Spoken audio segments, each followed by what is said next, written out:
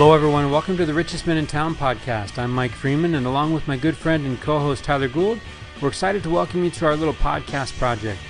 Tyler and I are just a couple of middle-aged husbands and dads driven to live our best lives. We want to be better every day, so here we'll be sitting down with great people. Not famous people, but great people that we admire, to learn their secret to living the rich life. Probably not the rich life you're thinking of. Our guests come in humbled and surprised at the invitation and hopefully leave feeling proud and grateful, realizing just how good they really have it. So pull up a chair, stay a while, and raise a glass with us as we toast our guests to the richest men in town. Tyler Gould, the show is called Richest Men in Town, but we might as well just call this Wild Ride. Right? Holy cow, what a night, man. Yeah, tonight, I'm not going to lie, I actually wiped my nose on my shirt because I don't have a Kleenex. Mid-episode, our guest is the one and only, right? Friend of mine, now a friend of yours, Mr. Rick Crowley joined us on the Richest Men in Town. What are you thinking about tomorrow after your time tonight with Mr. Rick? I mean, I don't even know where to start. You know, it's like, I honestly, you know, we're really lucky. We get to have these conversations with a lot of really good people, and there's great lessons taught, right? In all of our conversations that we have. But I felt like tonight that this was just one long lesson. And I just was taking so many notes because what he talks about, one of the things I loved, Mike, was the thought he shares about the gift of listening, right? And really, Rick Crowley, Mr. Rick, is all about listening. You know, you said to me before you came on the show, this is one of the wisest people I know.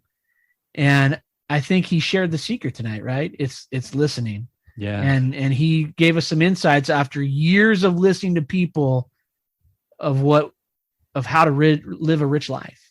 Yeah. And listening after you listen to Mr. Rick, you're going to think listening is a freaking silver bullet. Yeah. Yeah. Right. You look at the problems that you have in your own personal life. You look at the problems maybe that we're seeing all over the place on our left, on our right, in the world around us. Man, what would listening do?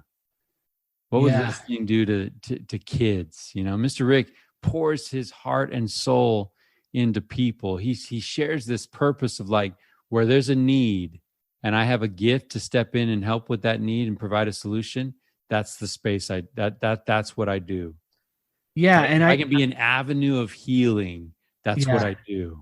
And I think that, you know, Mr. Rick was so open and honest and vulnerable in our time together that I think it gives our listeners, I hope, great context as to why he feels like he's able to step in and listen and provide words of wisdom.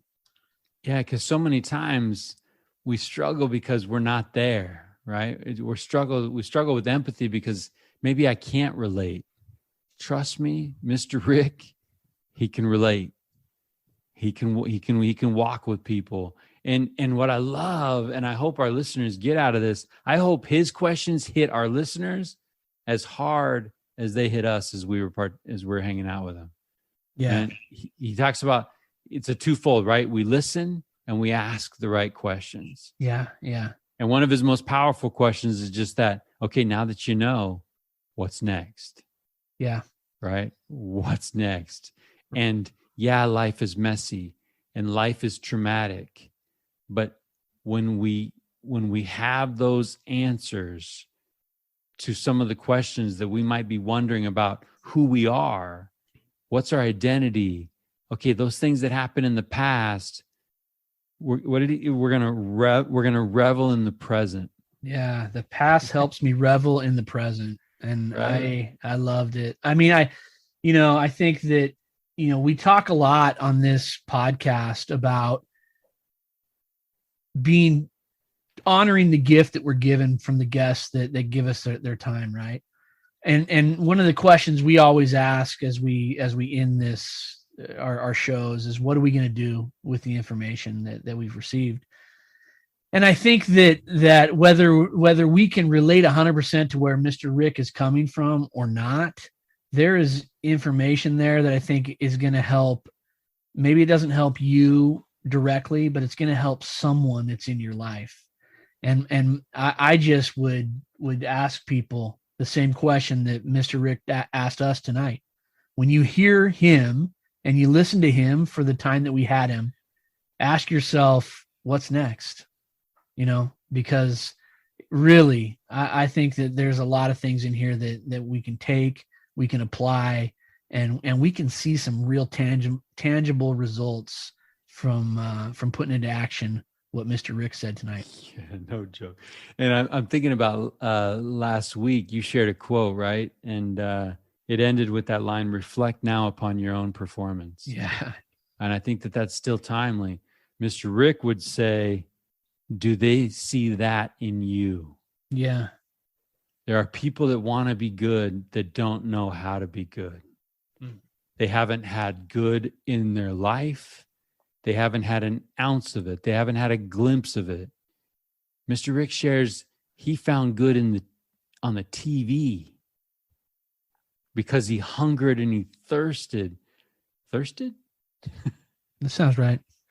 He was hungry and thirsty for light, for examples, right? And his invitation to us is, man, be that for other people. Can they see that in you?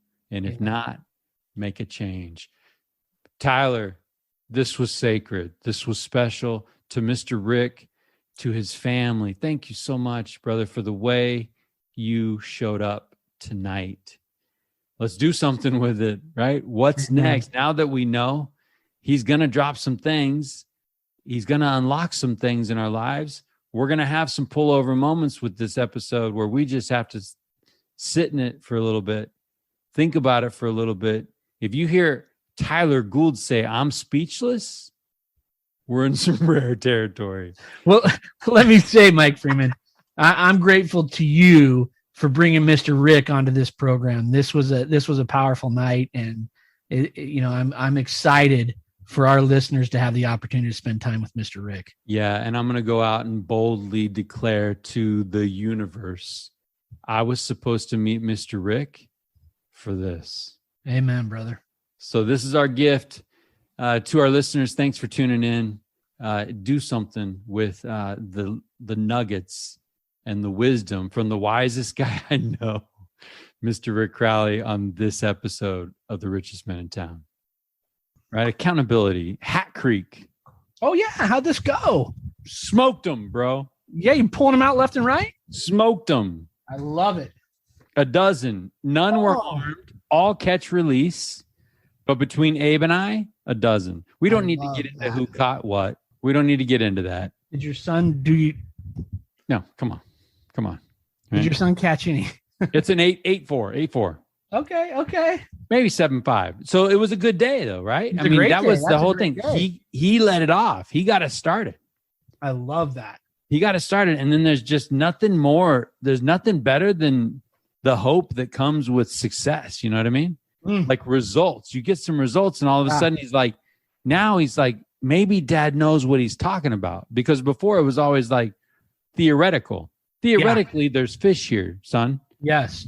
Theoretically, we're gonna rig up our poles and we're gonna put this bait out there and it's gonna be epic. And he's always been like, Dad, nothing. Now it's real, dude. He looked at me like, whoa, maybe I should listen to this guy.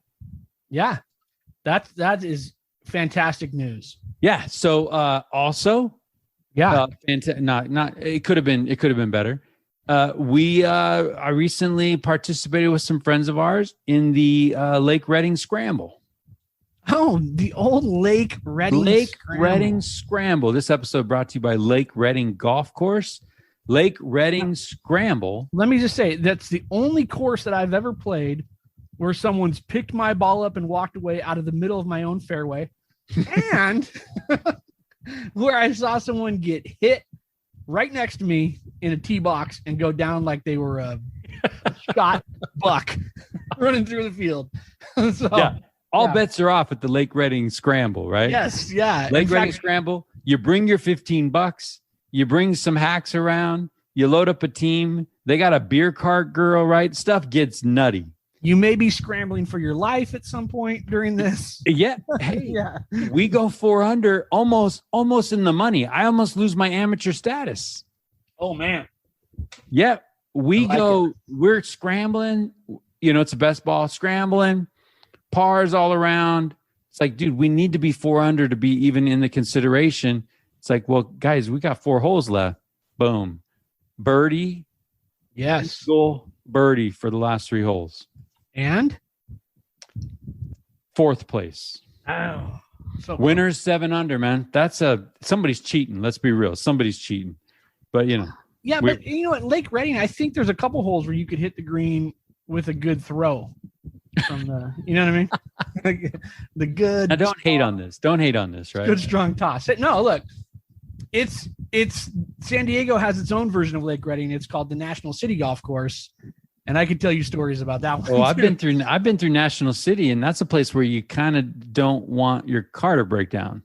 I mean, look, I take that back. There's areas of the National City that are beautiful. They're gorgeous.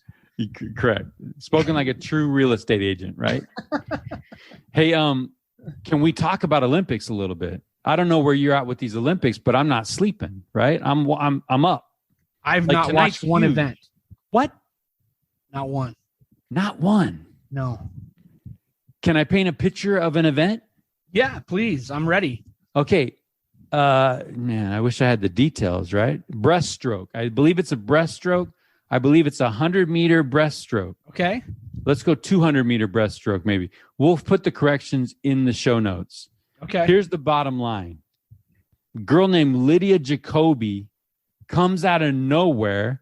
USA has dominated this event. There's a girl. She's won like the last 3 golds. She gets up there thinking she's going to win. This girl comes out of nowhere. She might be like 17 years old. Lydia Jacoby from Seward, Alaska.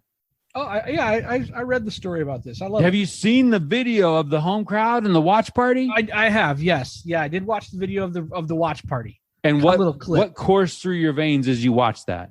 I don't know, man. You feel some patriotism and some pride, and I was excited for her. I thought it's cool. Look, I'm not a hater of the Olympics at all. It sounds like you are. COVID sort of dampened my enthusiasm. I mean, it's hard to watch an arena of nobody. You know what I mean? It's like sort of like I'm watching practice. What if I told you this? 2,700 people in her hometown. Yeah. What if I told you this, Tyler Gould? Lydia Jacoby is a gold medal swimmer from Alaska, and Alaska has one 50-meter pool in the entire state. That's pretty miraculous, actually. I love it. Right? Yeah, that's really cool. Okay, so here's the segue. Toyota has been running these advertisements. Okay. Touching advertisements during the Olympics, and I believe their slogan is "Start Your Impossible." Okay. All right, so I'm going to throw this question out to you. Yeah. And we're super excited tonight. We got Rick Crowley, my friend of mine, soon to be a friend of yours. You're going to be walking out of here, huge Rick Crowley fan, Tyler Gould. I'm excited for that, all right? Too. But he will be going by, as far as I'm concerned, he's always Mr. Rick. I'm going to throw this out there when he joins us. He'll be joining us shortly. Okay. But how about this? Have you ever accomplished something, Tyler Gould, that at one point in your life you thought was impossible? Have you ever accomplished something that at one point either you thought or somebody said, "Hey, young man, that can't be done. You won't do that"? Anything that you've ever done that somebody said or you thought was impossible? I don't know that honestly, I don't know that there is. Maybe that's a bad thing. Like maybe I should challenge myself more, but I mean, I think there's been things that have been super hard when I'm in the middle of them that I've thought, man, I don't think I'm going to be able to do this, but I don't think going in, like I've thought this is not going to work out. Right. So yeah, I mean, that's a great question. What about you, Mike? So this actually came up. I'm in a training yesterday, and this guy does this thing that I haven't really seen happen before. He presents some content, and he's like, hey, just take 30 seconds and think. Yeah. So the room full of 60 people goes silent. Okay. What are you thinking about? Did he tell you? Or no? Yeah, well, it was actually piggybacking off of Michael Burke's work with Hope. Okay, yeah. You remember that activity where he walked us through goal setting? Yeah. Okay, it's right in that moment, right? Okay. Right in that moment, cool activity. He starts talking about a situation where you felt hopeless. Have you ever been in a place where you felt hopeless? And I got to tell you, Tyler, yeah, feelings came to the surface. I went to a place in my mind and these feelings came to the surface, and I actually needed a moment. I kind of stepped out of the room, right? Gathered myself a little bit, like, so powerful moment. After that little section, that's when he's like, hey, think 30 seconds. Just sit in your thoughts. Yeah. And in that 30 seconds of my thinking, I actually had the thought, because after the hopeless, it was like, okay, now let's figure out and do a kind of an autopsy on how you got out of that. Yeah. And so I actually, in my 30 seconds of thinking, I wrote down, what am I calling impossible that might be possible with hope? Okay. So, right. And what did you land on? You start thinking, you start actually ripping the lid off a little bit. You start thinking, oh my goodness, maybe, because I'm thinking there's some things in there. The further I get away from the seeing 200 on the scale, honestly, I'm thinking, okay, you're 46, dude. That's just not going to happen. Right. And you start thinking being debt free, that's impossible. Right. And so you start throwing these things out there and you use that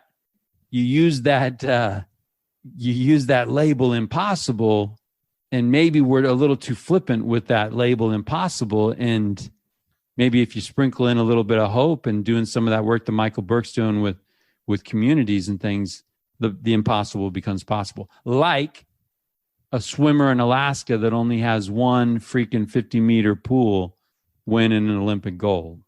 Yeah, I mean, that's the odds are stacked against you, I think, in that scenario. For sure. So that's a good question, man. That's a really good question.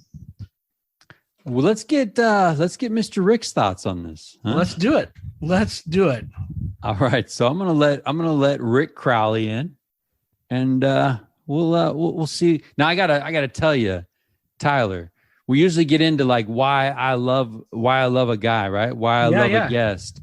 Yeah. I'm going to tell you right now, I actually think that Mr. Rick might be one of the wisest people that I know. I love that. I would love to know one of the wisest people you know. So that's exciting for me. So yeah, I mean, the prospect of a couple of hours maybe sitting with the wisest person we know. Mr. Rick, how are you, sir? I'm doing great. I just I was running a little late because I had dinner with my son. Well, we got you. It sounds like we got you in a reflective space, right? As you are as you're considering the life you've lived going into this surgical procedure, and we hit you with some questions to get you thinking about your life. I think the stage is set for a good conversation. What do you think? Well, I think so too, because August 5th is my birthday. Oh. All right. Happy early birthday. Yeah. So Tyler, I mean, you got a sort of like a brief glimpse of me.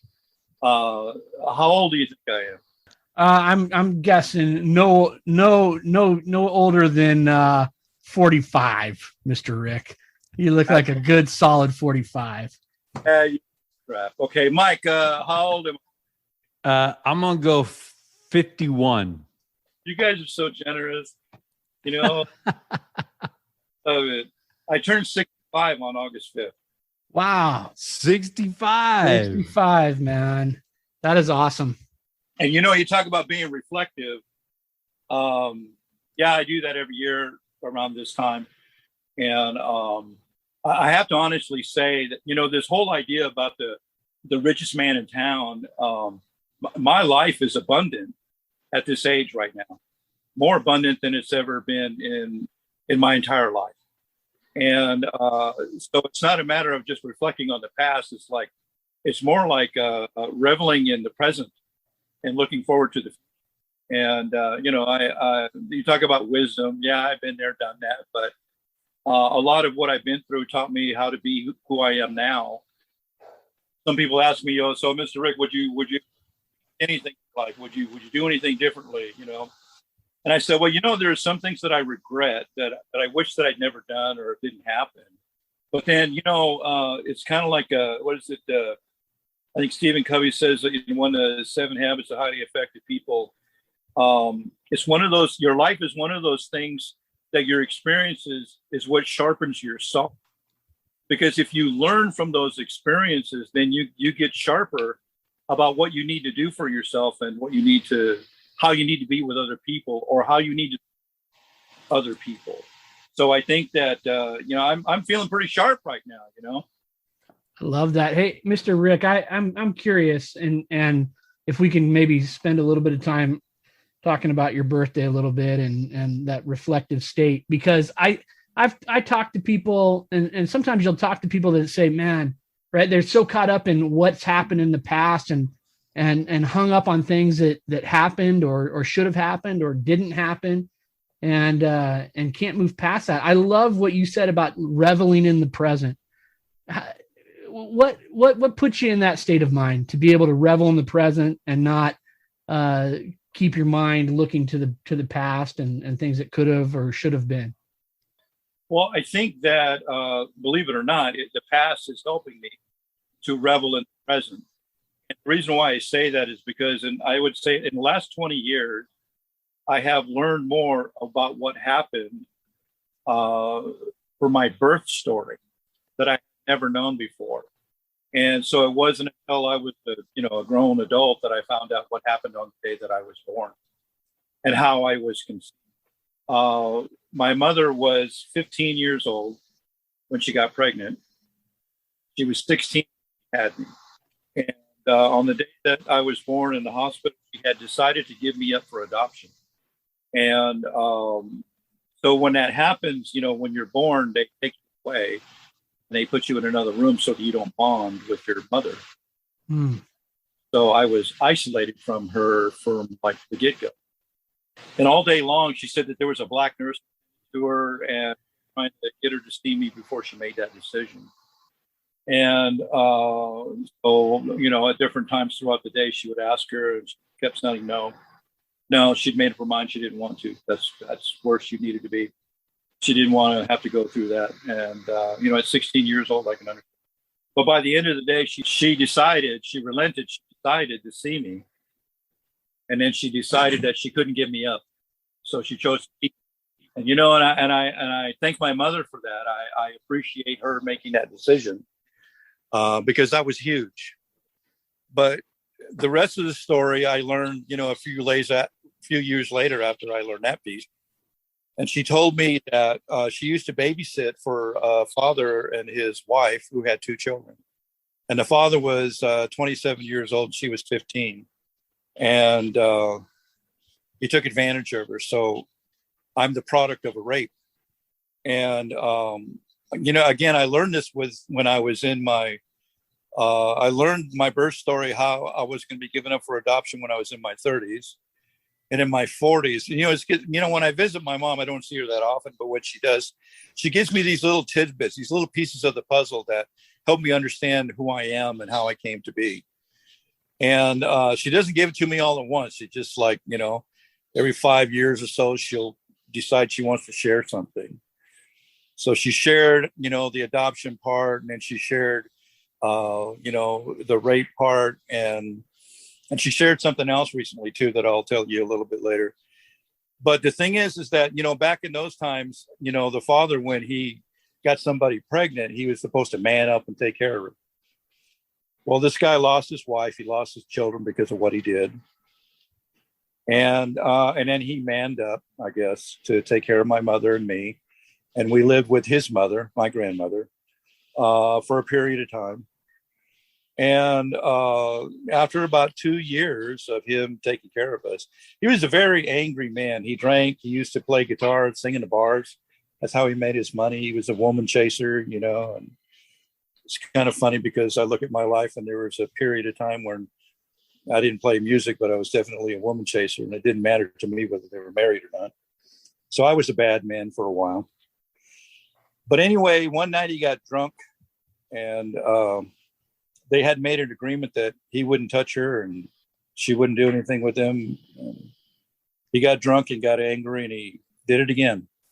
So now I have a sister who is 2 years younger than I am, who is a product of a rape from the same man. So, you know, those are definitely traumas that were perpetuated at a very early age that, you know, some of those things still affected me even to this day in some of my decisions or some of my relationships or how I view things. You know, healthy people look for healthy people because they recognize them. Hurt people look for other hurt people because they recognize them too. And I think that's probably why I do so well with the kids that I work with, is because a lot of them are hurt. And when I tell them my story, they know how hurt I've been. And we make a connection.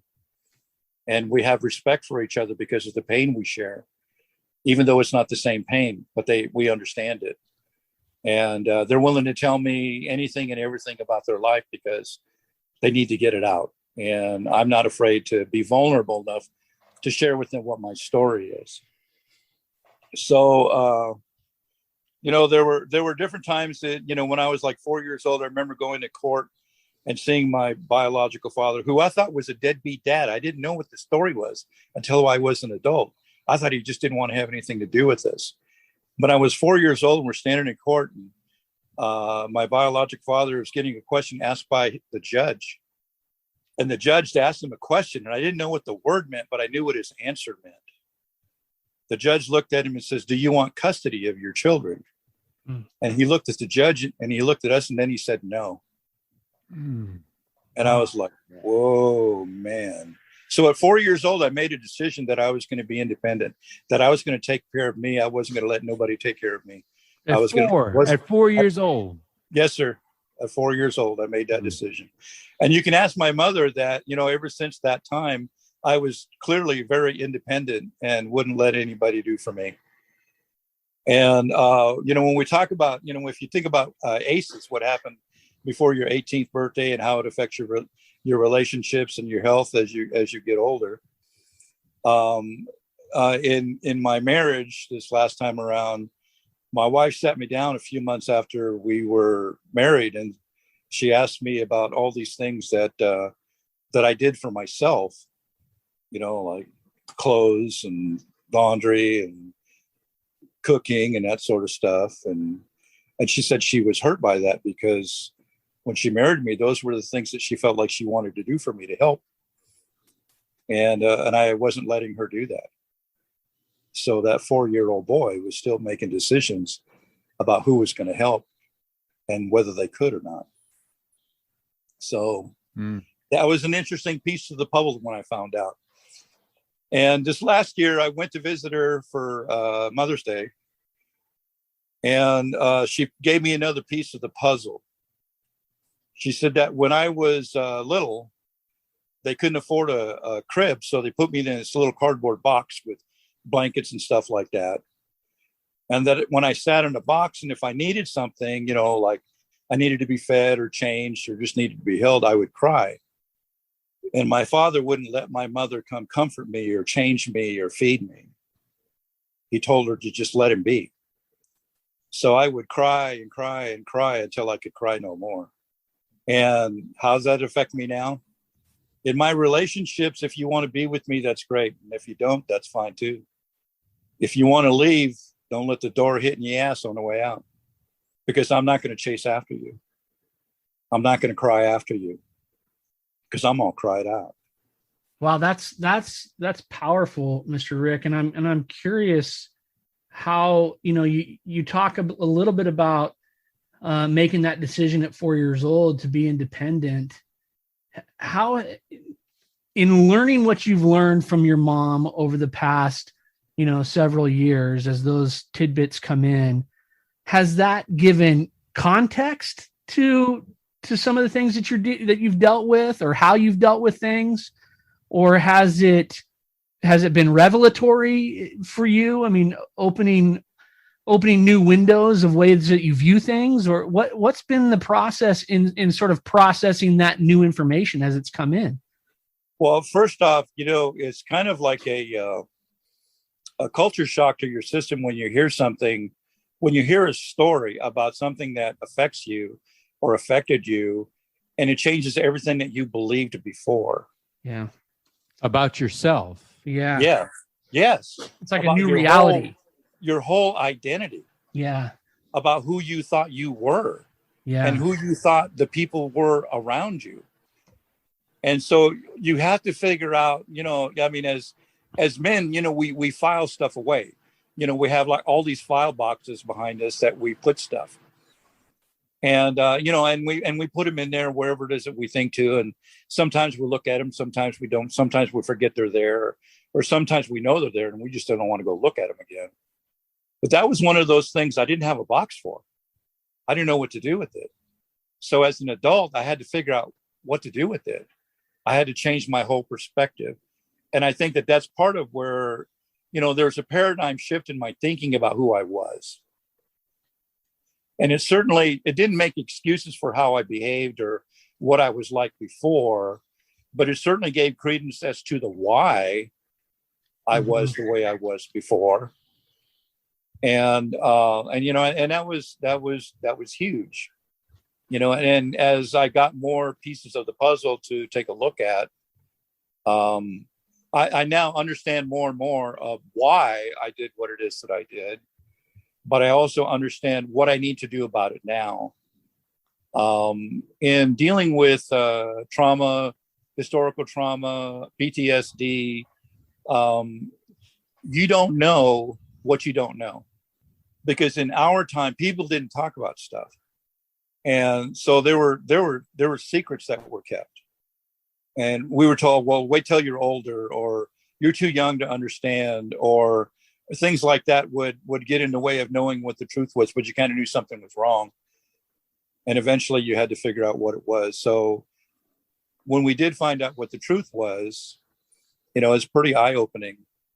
And then you have to decide what you're going to do with it. So.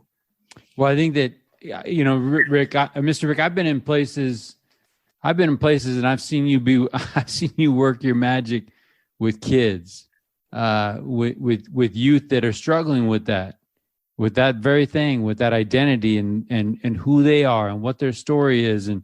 And almost at a genetic code level, they're struggling with things, but that concept, that principle, that truth of that adverse childhood experience, that ACE score, I've seen you use that to unlock kids.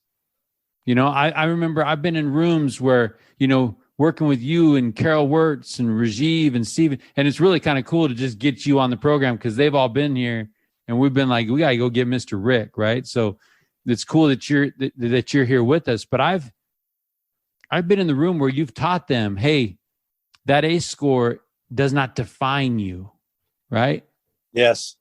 It's a wisdom key, really. You're giving them the knowledge of like, this is why maybe you're doing some of the things that you've always wondered. Why do you do this? Yeah. This pattern of behavior, right? And I just think it's so important that for listeners, I mean, wherever you are, we deal with stuff. And like you said, especially as men, we file things away and we just put that back there. And sometimes we don't deal with those things. And I just want to throw that out there and make sure that people understand that it's not what's wrong with you. It's what happened to you.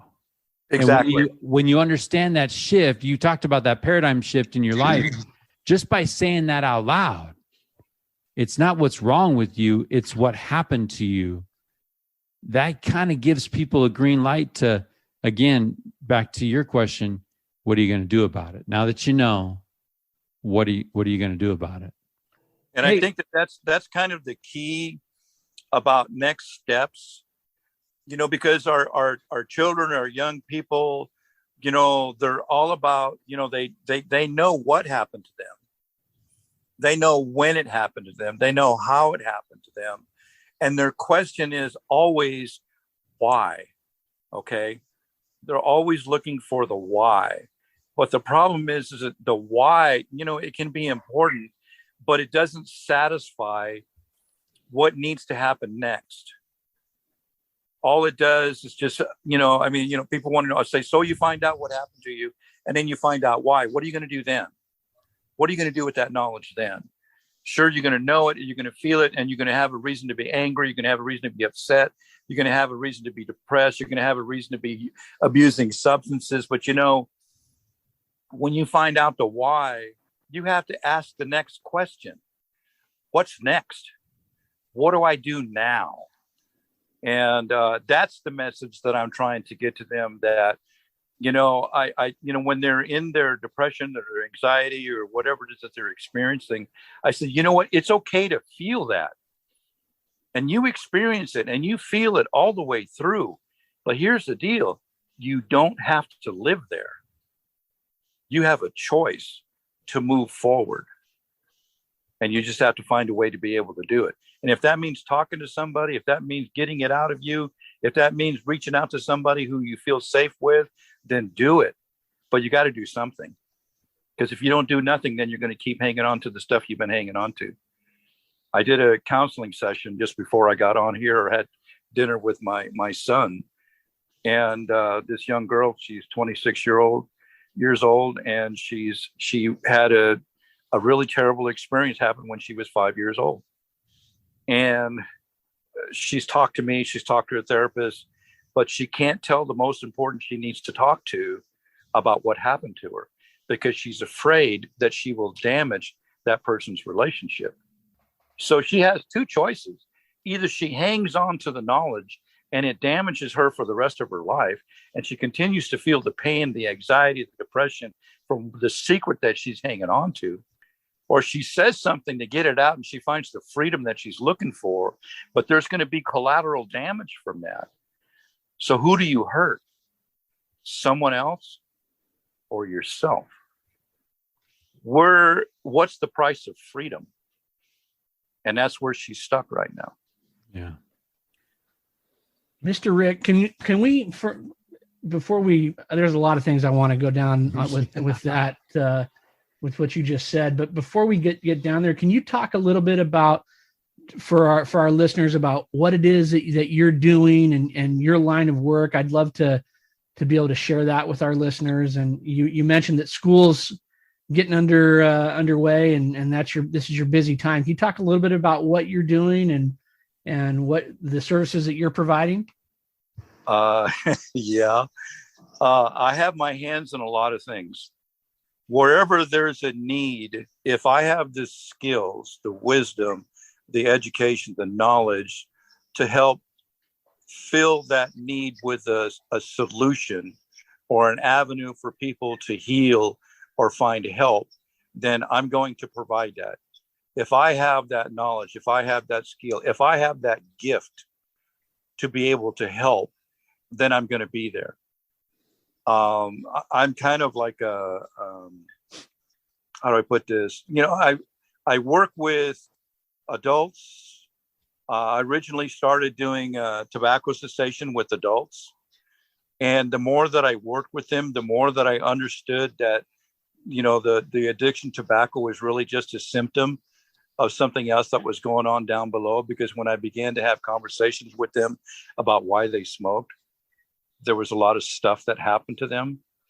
And this was like before the ACE study was like, become available, as much as it is now. I actually had a chance to meet Dr. Folletti at a ground rounds at Mercy and talk to him about intergenerational trauma for natives and the ACE study that he was doing.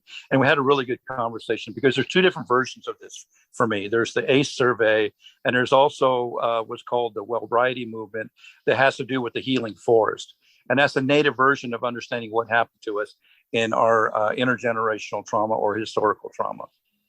But I began to see something that I started working with my clients on to help them quit smoking.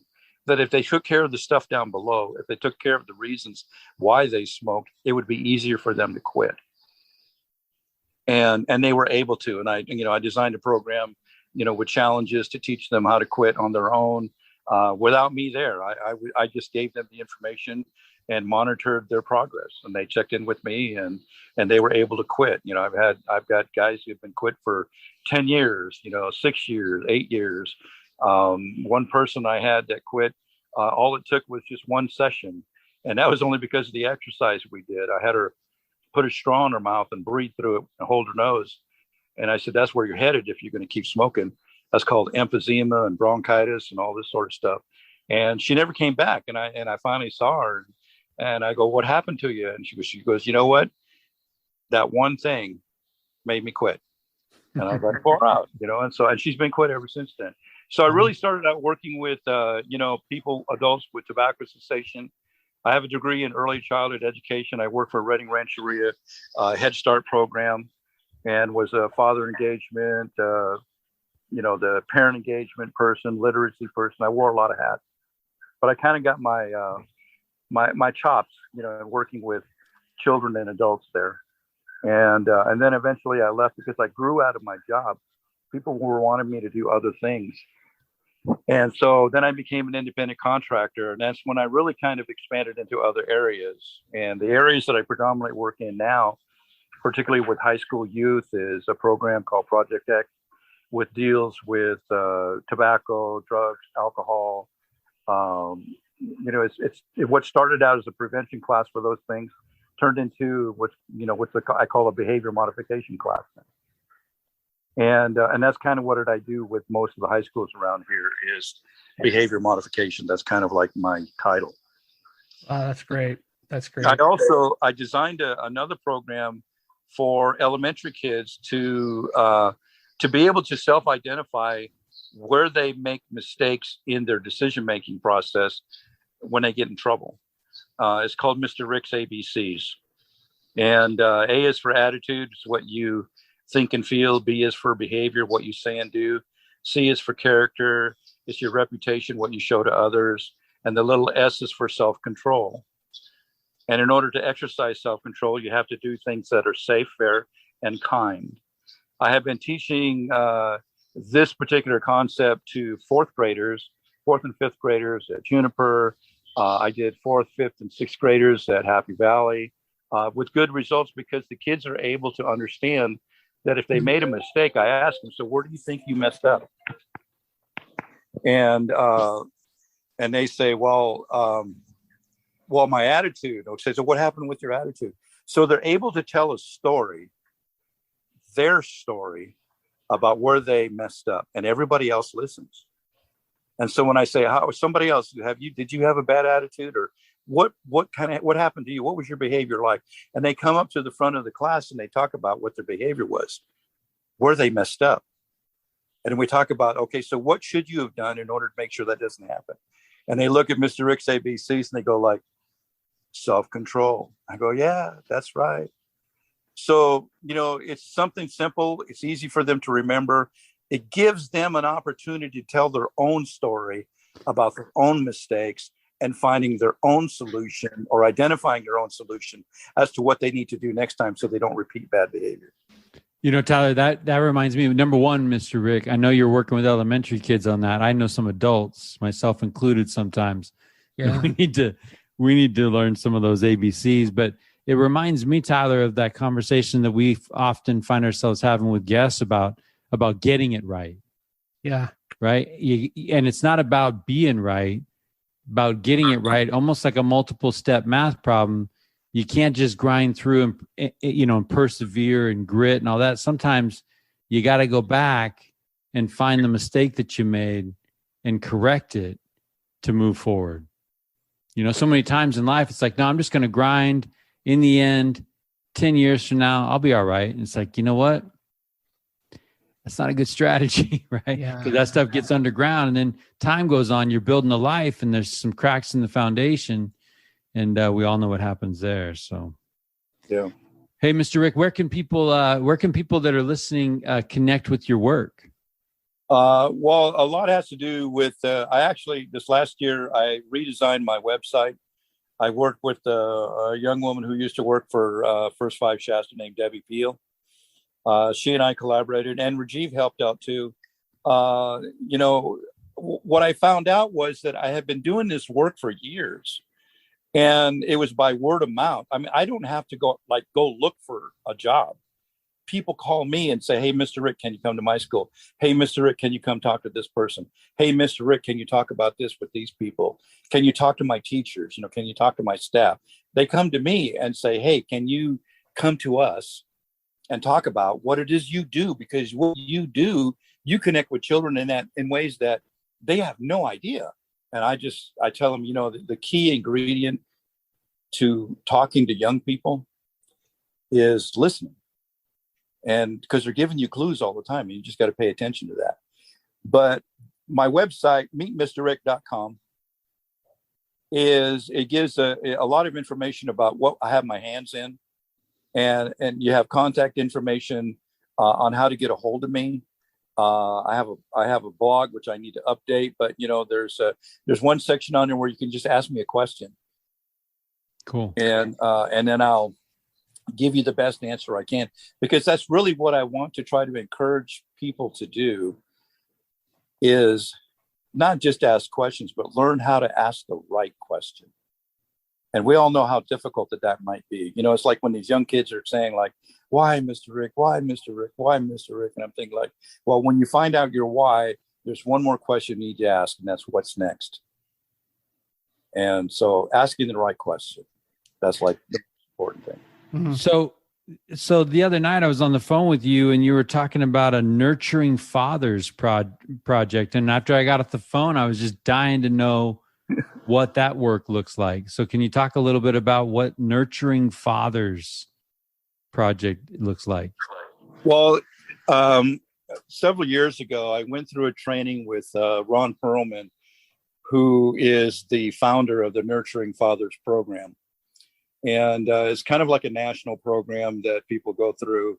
It's a curriculum that he designed. There's 24 chapters. And for me, it's, it takes some time to go through. And we try to do 2 chapters at a time, an hour for each chapter. So it's kind of like a 24-hour program. And once I was trained, I worked with some fathers here and there. I worked with some young fathers. Going through the curriculum. I worked with young fathers who were in juvenile hall. I would get referrals, "Hey, can you come talk to this dad?" And then one day I got a phone call from Child and Family Services. And they said, "We understand that you do a Nurturing Fathers program." And I go, "Yeah." And they wanted to know what it was all about. And so I told them. And I said, "Well, we have a client that we'd like to refer to. And then to see what it is, how it works out." And I said, "Sure, that's great. Give them to me, And so they sent me the referral, and I spent 24 hours with this young man and really changed his whole perspective about what it means to be a nurturing father. And because he was too young, he didn't have a father who taught him how to be a father. He didn't have anybody in his life, a positive role model to teach him how to be a father.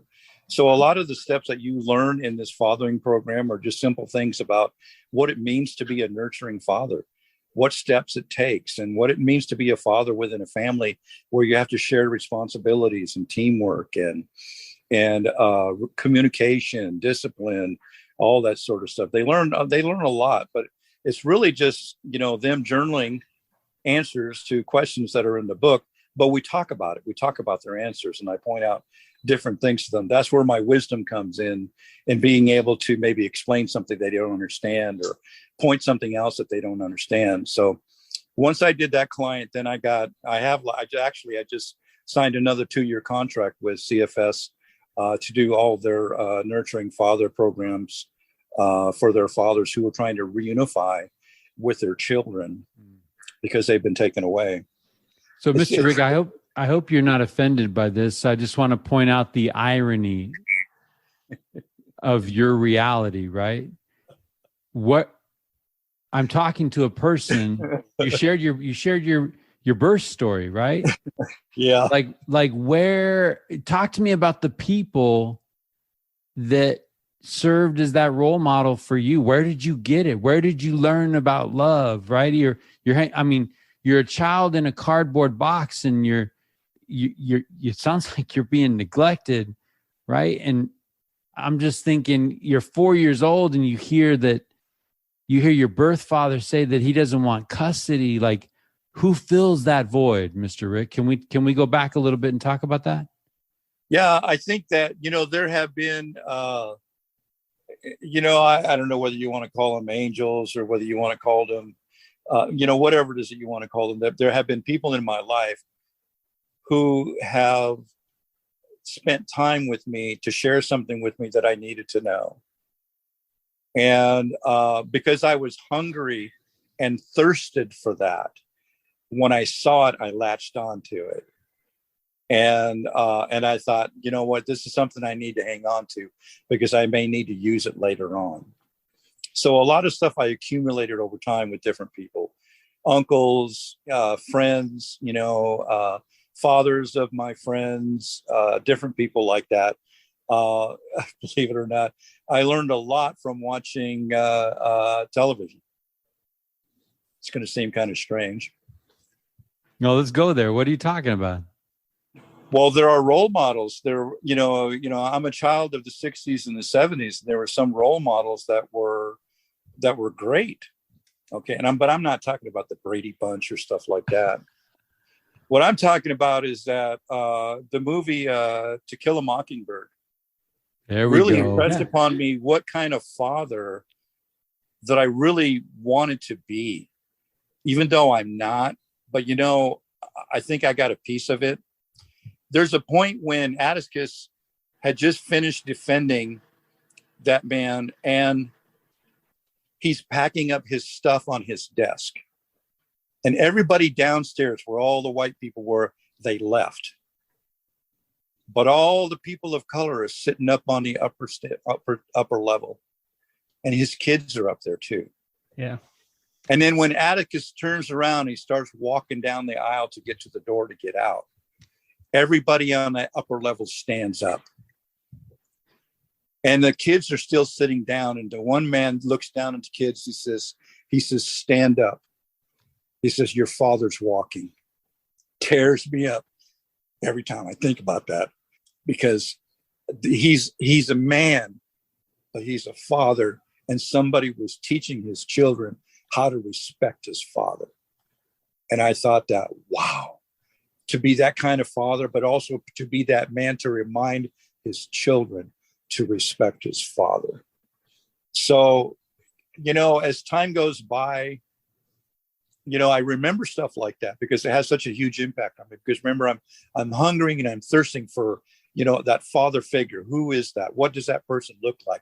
How do I want to be? What do I want to model myself after? And I began to come to the conclusion that a lot of times, the work that I do with fathers, and particularly with fathers and sons, is to get them to reconcile. Because sometimes there's a huge disconnect between fathers and sons. There's a huge disconnect between fathers and daughters too. But here, my idea or my concept is the bigger picture is that I'm helping fathers to reconcile with their sons.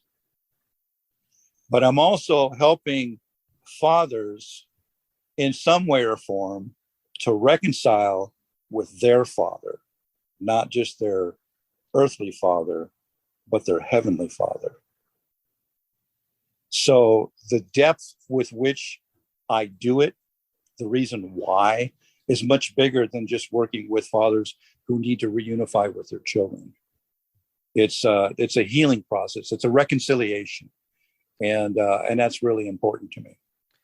So, Mr. Rick, is that a process that I can feel the passion in it as you talk about it, and it touches my heart to hear you talk about it. I'm curious, that process that you bring these fathers to reconcile with their sons and reconcile with their fathers, both here and Heavenly Father, that process for you, well, is that a process that you've walked and feel comfortable with yourself? Oh yeah, for sure. I have to. Otherwise, I'm a hypocrite. Right. I have to have found that healing with my own father. I mean, with my biological father. Right. I mean, you know, I had a different reason to hate him when I was younger, when I thought he was a deadbeat dad. And then I had another reason to hate him because he's my mother's rapist. And that's how I came into the world. But you can't live your life hating people like that. It'll tear you up. It'll keep you from doing the work you need to do. So I had to find some way to reconcile it. I had to find a way to be able to look at it so that it doesn't hurt me anymore, even though it still occurred in my life. So that meant that I had to forgive him. And when I tell that story to other young people in the class, they have a hard time with that, especially some of the girls. Like, how could you forgive some man that raped your mother? And I'm thinking like, well, I wouldn't be here if that occurred. So I was able to take something that was wrong and turn it into something that was good, and hopefully something that's great. That's my legacy. Oh, I love that. That is powerful. I mean, unbelievably powerful. I mean, I just think as you're telling that story and kind of conveying these, you know, these thoughts to whoever it is that you're talking to, you know,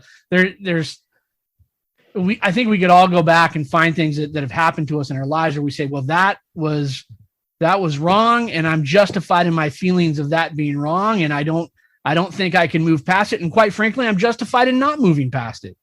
And then to hear you talk about your own personal experiences, finding ways to move past it, it's inspiring. It really is, Mr. Rick, and I appreciate you sharing that. Well, you know, there's another step in this process of the people that I work with. I want you to think about, I am a Native American. I'm a California Indian. I'm a Chukchansi, Choinumni, Yokach out of the Fresno area. And I have lived in two worlds, you know, the red world and the white world. And so I choose to walk the red road, which means that I cling to my traditions as a Native person, but I am fully aware of what it's like to live in a white world. But one of the things you have to understand too is that even as a Native American person, and speaking, you know, in honor of my ancestors and living my life in honor of my ancestors and the sacrifices that they had to make, you know, the deaths and the torture and that they had to endure at the hands of white people, you know, it's atrocious. But I have to be able to, again, you know, forgive, you know, those people who perpetuated that trauma on my ancestors and who even to this day are still perpetuating trauma against Native people. I have to be able to forgive them in order to do the work that I do. Because think about this, the work that I do with elementary kids and high school kids, they're predominantly white people. I wouldn't be able to do the work that I do with these people, not as a color, but certainly these children that I work with, their ancestors were the people who perpetuated crimes against my people. I could have a lot of anger. I could have a lot of hate. I could be racist, but I'm not. I can't be, because I'm here to help, not to hurt. Mr. Rick, can I touch on something you said? And I appreciate you sharing that. I mean, I love the word legacy.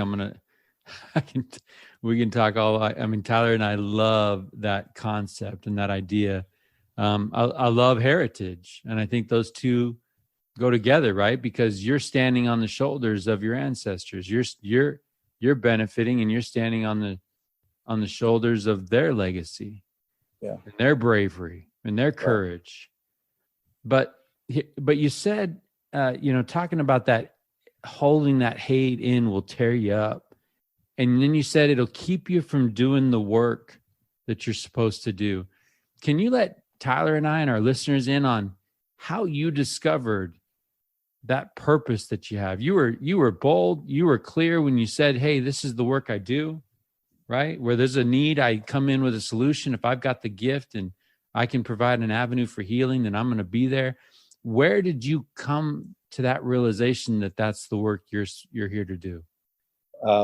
Wow. Sorry, leaving the script.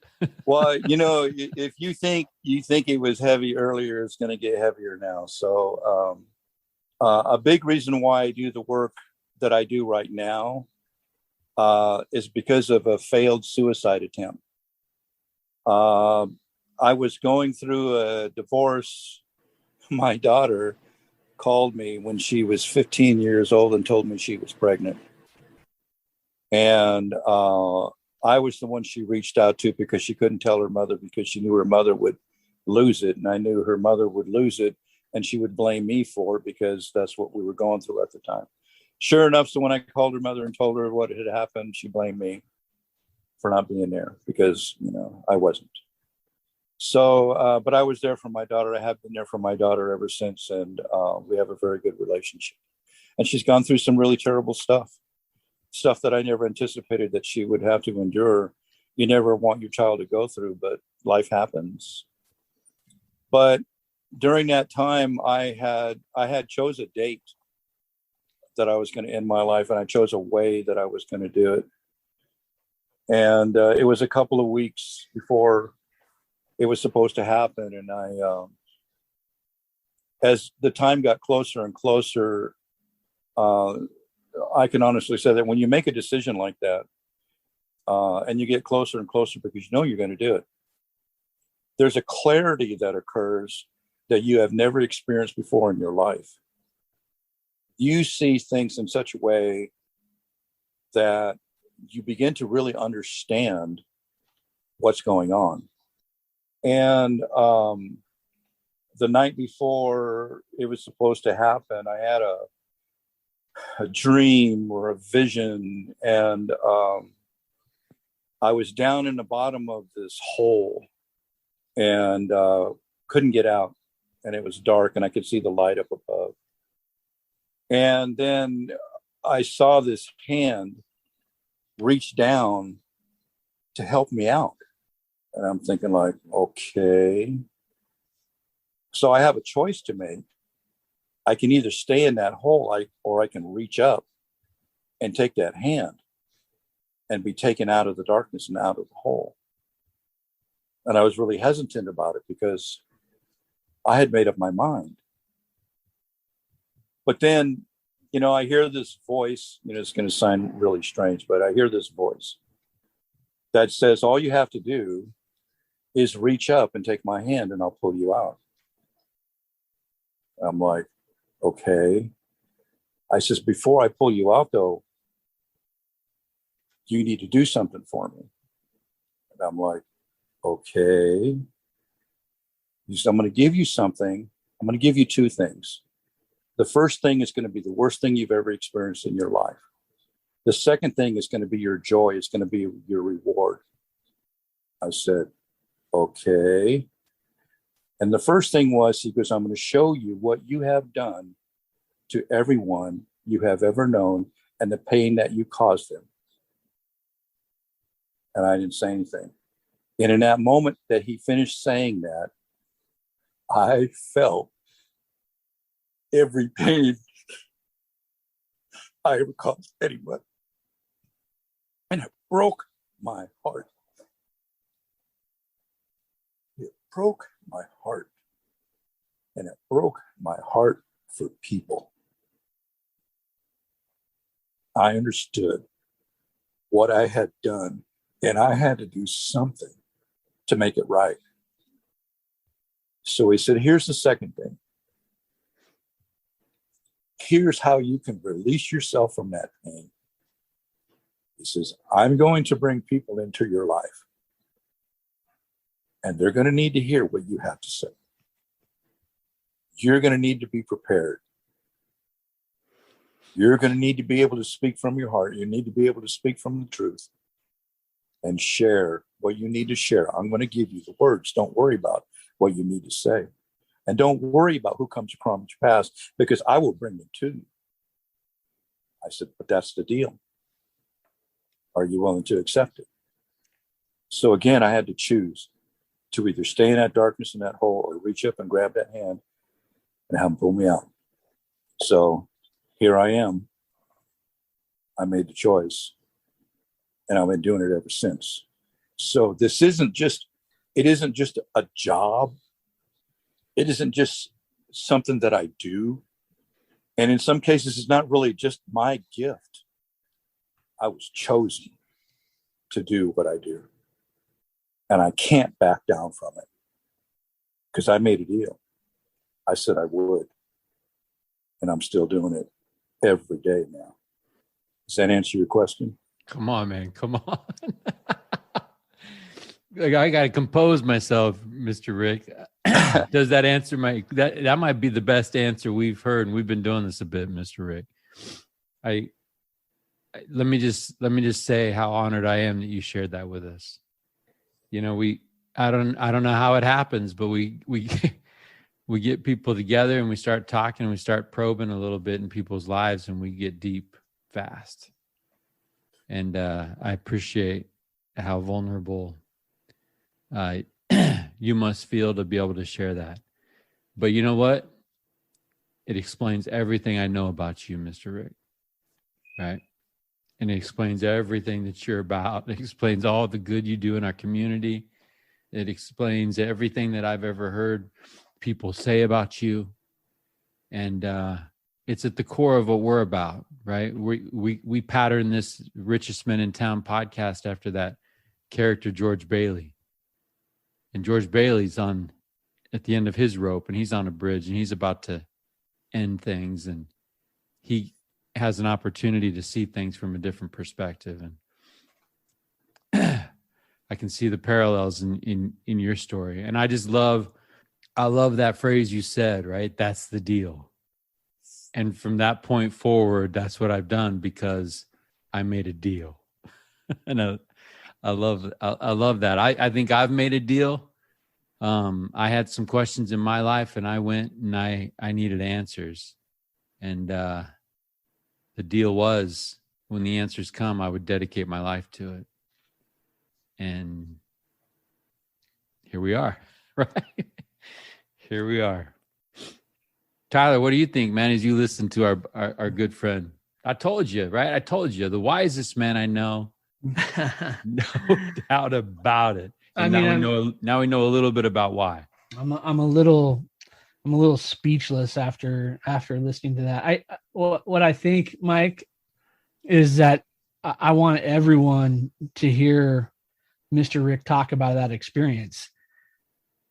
You know, I think it's important for people to understand, as I'm hearing this, Mr. Rick, I mean, I just can't help but think that the work that you do and the opportunities that we have just as individuals, right, to impact other people's lives.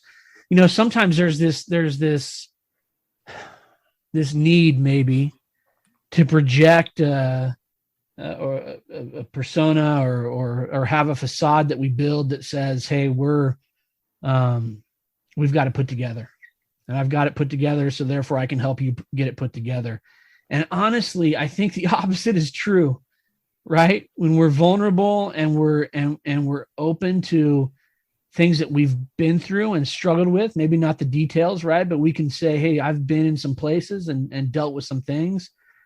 It's powerful, and people respond to that. As you're giving that experience, I'm just thinking of all the experiences that I've had and the places that I've been and the things that I've done and said, and how grateful I am for people like you that are willing to open up and share and put a hand out and lift people up. And I mean, it's just powerful. And I think that I know this, Mr. Rick and Mike, that people are going to listen to this episode of the Richest Men in Town, and their lives are going to change.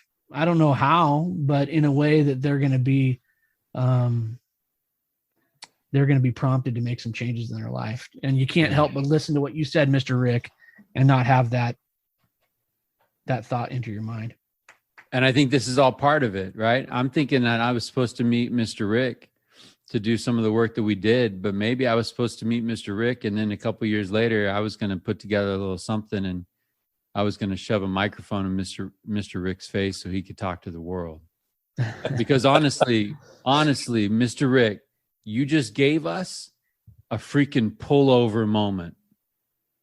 Someone's going to be driving someone's going to be driving down the road and they're going to hear that and they're going to have to pull over. Yeah. And I would say, Mike, that there's people that will relate to what you said, Mr. Rick, in that people will be listening to this that are in a place that they find hopeless, right? That they find, I cannot move past this.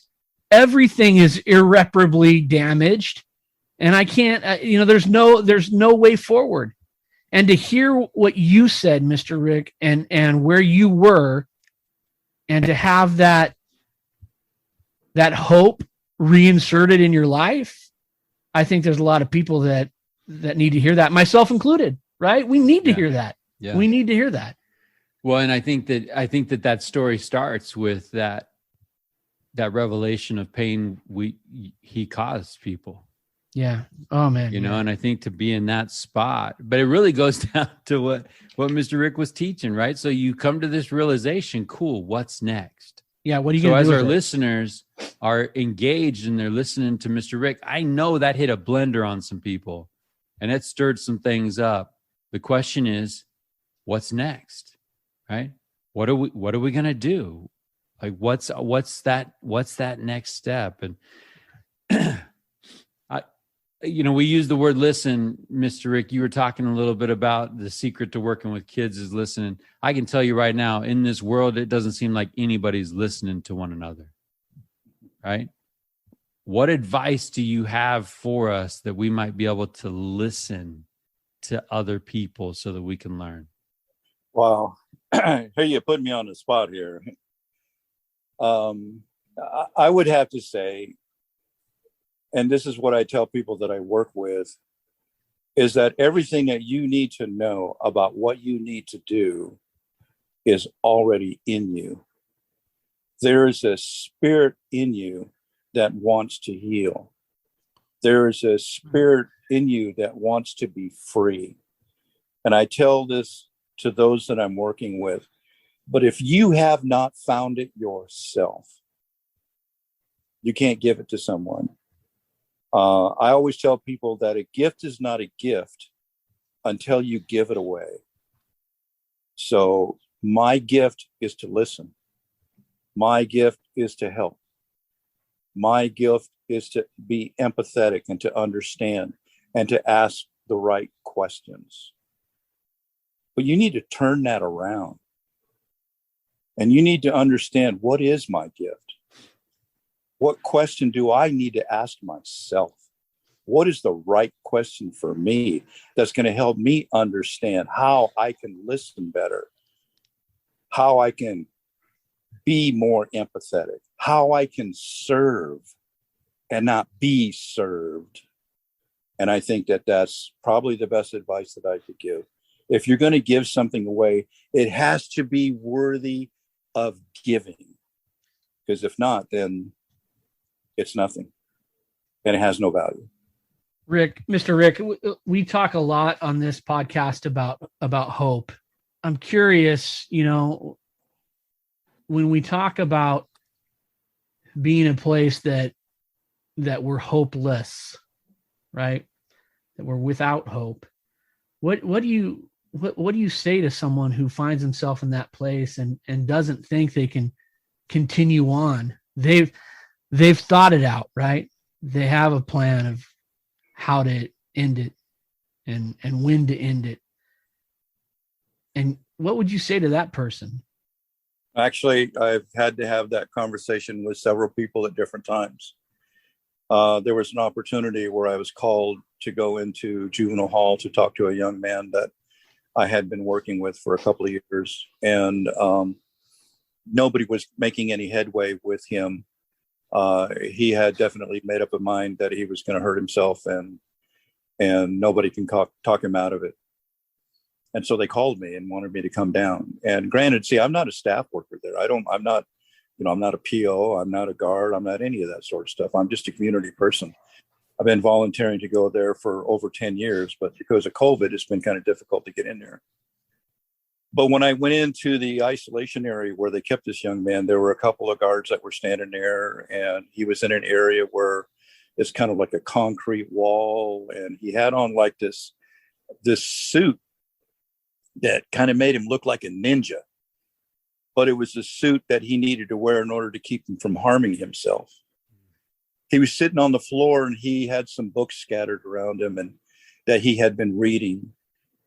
And I sat down on the outside because you couldn't go in there where he was. I sat down on the outside. There's no door there.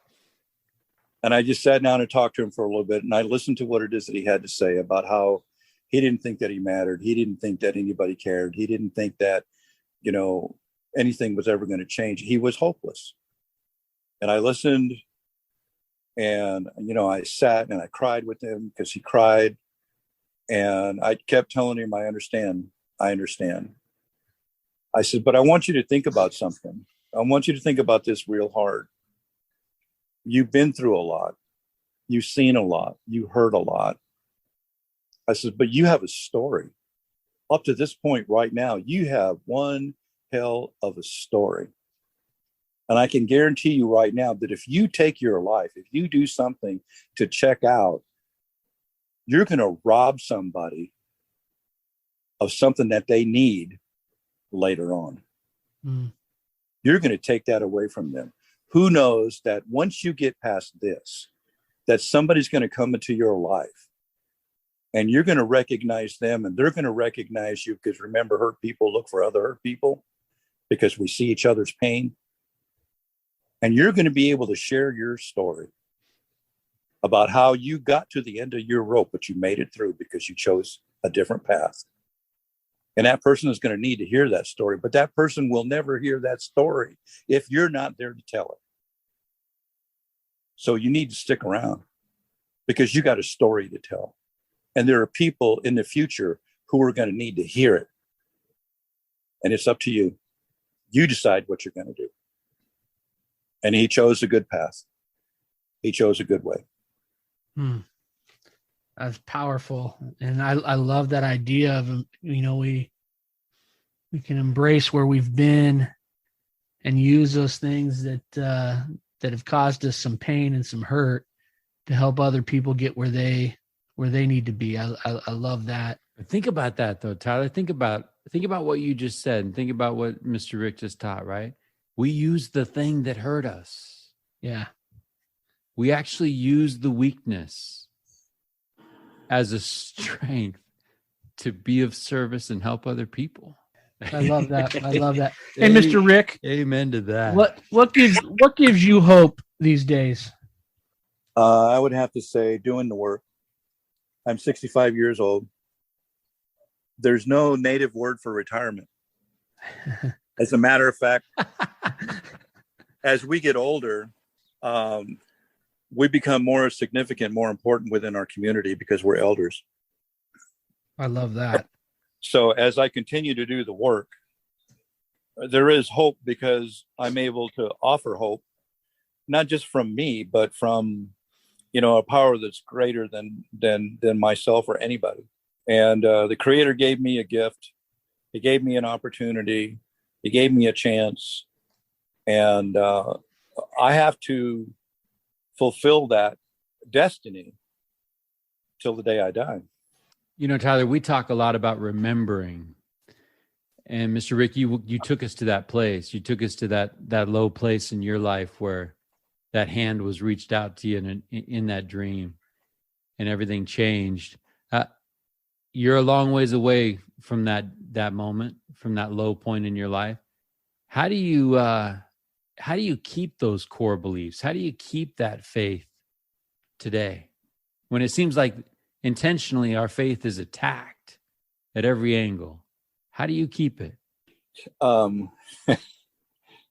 It's interesting you should ask that because I've had a conversation with my daughter. She's reached a point in her life where she's tired of running. She's 43 years old. She just had a heart attack. She's in Florida and I can't get to her, but we talk on the phone and we've had some intense conversations about our lives, our past, our relationship, how we see things in the world. And she says, you know, Daddy, she goes, I'm tired of running.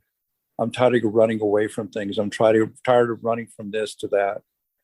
So I chose to run to two things.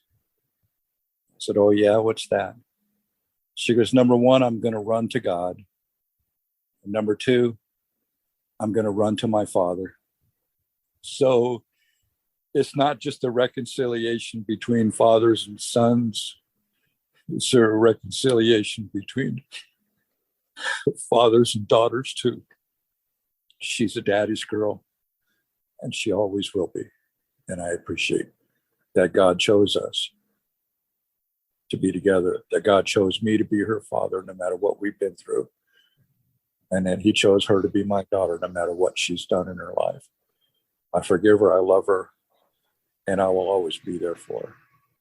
Rick, is there anyone else? I appreciate that, and I love that, and we're big on honoring people in our life, and we want to give you a moment. Is there anyone that you would like to honor, either no longer with us or with you in the battle right now? Is there anyone that you want to celebrate? My son comes to mind. He's taught me how to be a better father, because I'm not perfect. I make my mistakes. We've had our issues, but we're able to overcome them because we taught him how to have a forgiving heart. And I think that that's what helps us to heal no matter what we experience. I think even though I didn't have much of a relationship with her, my grandmother on my father's side, she gave me a gift when I was about like 9 or 10 years old for my birthday. She gave me a radio. This radio had two knobs on it. It had an on-off button, which was the volume, and a dial that you could tune the stations in, and it was gray, and the knobs were ivory.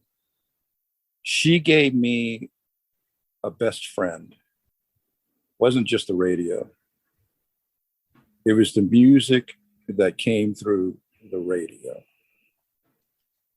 So I would have to say a lot of the music, the artists, the words, the lyrics that I listened to growing up, those were times when I was alone and didn't have anybody, that helped save my life.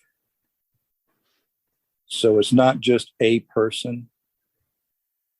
I think it's an opportunity that she gave me so I wasn't alone. I don't think she realized it at the time, but that's what it became. She gave my sister, who's 2 years younger, she gave her a red wagon. And my sister has had a thing about cars ever since. So the gifts we give our children, we never know the impact they're going to create for them. But the gift that she gave me, even though I can only remember her laying in bed because she couldn't get up and move around, I knew that she used to make Indian baskets because she had her supplies in another room. But she watched out for us. She was the reason why I have my name. And so I thank her for that. She died when I was young. I didn't find out till months after she had died. And my stepfather never told us or allowed us to go visit her grave. I haven't gone there yet, but I carry her with me in my heart, in my mind, in my soul, because she gave me a help. She gave me a tool to be able to live my life in a way that would find meaning eventually. And that was through music. Mr. Rick, what are you afraid of? Well, I used to think that I was afraid of losing my memory, but I can't say that anymore because sometimes I forget. So, no, I don't fear anything anymore. Who was it? Miles Davis. Speaking of music, he said there's nothing to be afraid of because there is no fear. And when I heard that or read that, I was thinking like, wow, Because when you think about it, fear is just a construct we create in our head. And I always remember what it says in the Bible about fear not, for I am with thee. And I never forget that. I'm at a loss for words here. I love a rare occasion, I might add. Right. I just love what has been taught tonight. And as you're talking, right. I feel like I just want to keep probing, you know what I mean? Like there's just wells of depth and wisdom. And it's like, man, can I ask you this, Mr. Rick? I'm wondering, man, I love that thought of like, hey, everything that you need to know is in you. And I believe that. I believe that that's true. And I believe that there is that spirit of listening and being aware. But I will tell you, and I'm preaching to the choir here, Mr. Rick, there is an intentional numbing that is happening. Lots of ways that people can choose, lots of options for people to choose to numb and to quiet that spirit. You talked about tobacco and you talked about addiction, but if folks are struggling and they're in the grasp of something, what advice do you have for them in 2 minutes for them to try to break free of that? Well, as a Native person, in order to get a point across to you, I always have to tell a story. Tell a story, brother. 9-year-old boy is in his bedroom and his parents are arguing in the other room. He comes out and he tries to intervene. And his father picks him up and throws him back in the room and shuts the door. And in the room next door is his parents' bedroom. And he can hear his father raping his mother. This little boy prays to God. He prays and he prays and he prays for it to stop. And he doesn't. And when his father has done, the little boy comes out of the room and he tries to go at his father for what he had done to his mother. His father picks him up and throws him back in the room again. That little boy was 15 years old when I talked to him in juvenile hall. He was sitting in a chair and he was leaning up against the wall. He had a sweatshirt in his hand and he was sobbing like that 9-year-old child. He said, Mr. Rick, I want to do good. I want to be good, but I don't know how. And I cried with him. It hurt. One of the questions you didn't ask was, what hurts you, Mr. Rick? This is what hurts me. That boys like that, girls like that, don't have someone to hear their story because people aren't willing to listen. And if they listened, and if they listen well enough, just because they listened, those children find some spark, some twinkle of hope because somebody cared enough to listen. So we have to be the representation of what's good. We have to be the representation of love. We have to be the representation of understanding and empathy and hope because they're looking to us for that. They're looking for it. They hunger and they thirst for it. If they don't see it in their family, they need to see it in someone. So the big question and the right question is, do they see that in you? Because if they don't, you need to do something about it.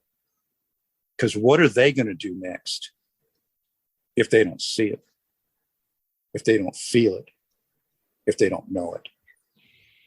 Man, you're not kidding about asking the right questions.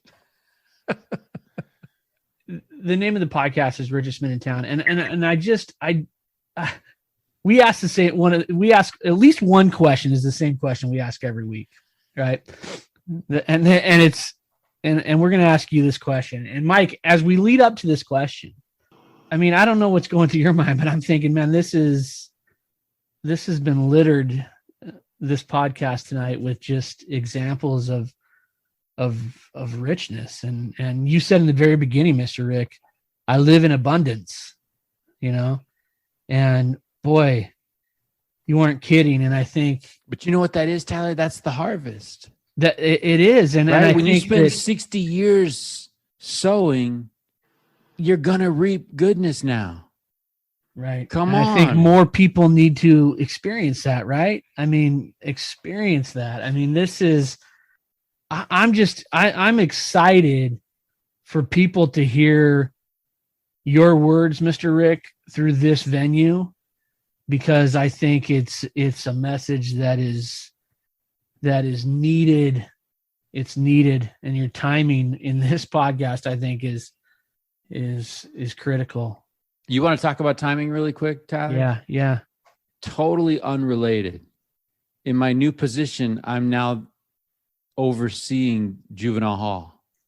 Last week, I went for the first time to juvenile hall. I can't even tell you what I felt. And now I'm having conversations with Mr. Rick, who works in that, who digs in that dirt on a regular basis, right? Mr. Rick, Lupe Cordova can't say enough things about what you're doing at North Valley. Can't say enough. But I had lunch with a kid. We'll leave names out. I had lunch with a 27-year-old person who grew up in juvie. Juvie turned into prison. And now he's a felon trying to make a living with a daughter. That lunch today humanized that struggle. He was 12 when he was offered to be a member of a gang. He was 12 when he was offered marijuana. And life just slipped out of control. And I just happened to have those two experiences leading up to a 2-hour conversation with Mr. Rick. So I'm all in on your timing, brother. Right? Yeah, it's that timing could not have been better choreographed. And Mr. Rick, trust us, we don't know what we're doing, right? So, it's apparent, right? I mean, come on. So it's Let's not be real. Like we're not basking in our good timing. No, we're just basking in whatever conductor of the universe is making this conversation happen.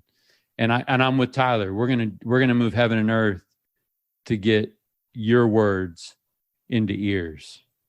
Hey, I totally agree. I think I think that there's nothing more important than making sure people hear what has been talked about tonight.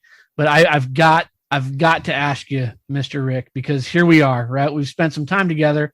Rick, to conclude our time together, what does it mean to you to be considered the richest man in town? Well, the only way that a man can become rich is if he enriches someone else. I love that answer, Mr. Rick, because you talked about this earlier, right? That in order for it to be a gift, we've got to give it away, right? Right. We've got to give it. And it has to be of value. And it has to be of value. And gosh. And you can't give what you don't have. Right. Right. Hey, Tyler. Yeah. I've never taken more notes than tonight. Yeah, I am just I'm thrilled with this discussion. I got to tell you, Mr. Rick, one of the benefits for me on a personal level of this podcast is that I get introduced to people that I've never met before, and we have some conversations that are just deep and life altering. And I am grateful. I can't tell you enough how grateful I am for your time tonight. Giving up. I know you're busy and you've got a lot of things going on. Giving up time to be with us tonight. But I'm grateful for, as I said earlier, the lessons taught.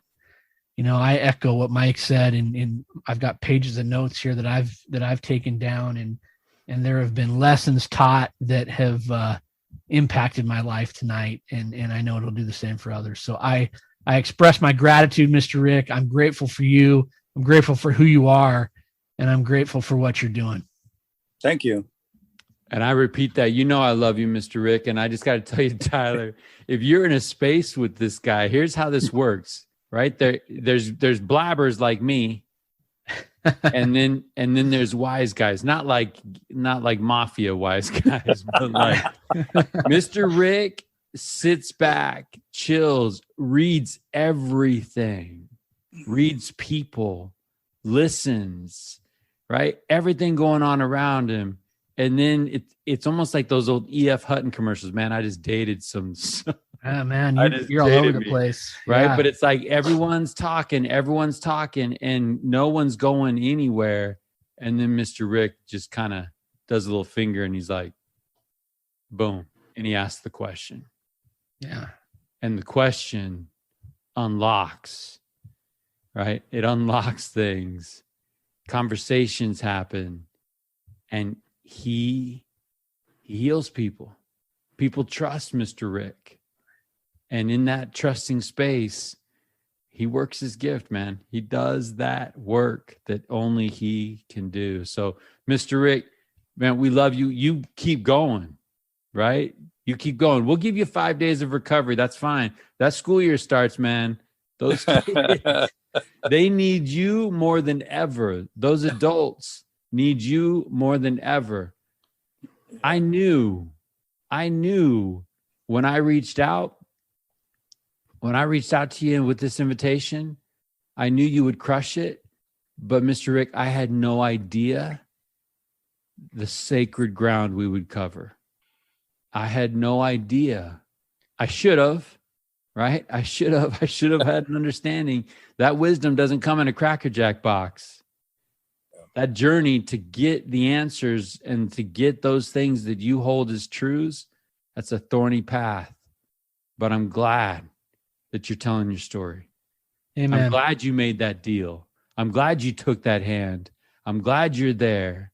And I'm glad I don't make light of the circumstances that brought you into this world, Mr. Rick, but I'm glad you're in this world. And you Amen, keep doing brother. what you're doing. All right? Thank you. Mr. Rick, it's been an honor. I'm grateful for you. We appreciate you.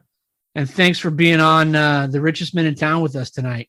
Well, thank you for having me. It's certainly been an honor to be able to share.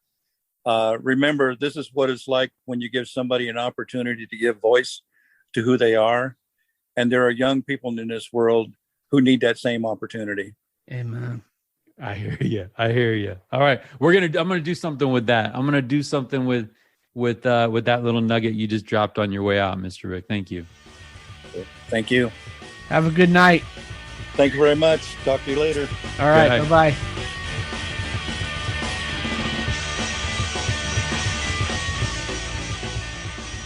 Good idea, Ernie. A toast to my big brother George, the richest man in town.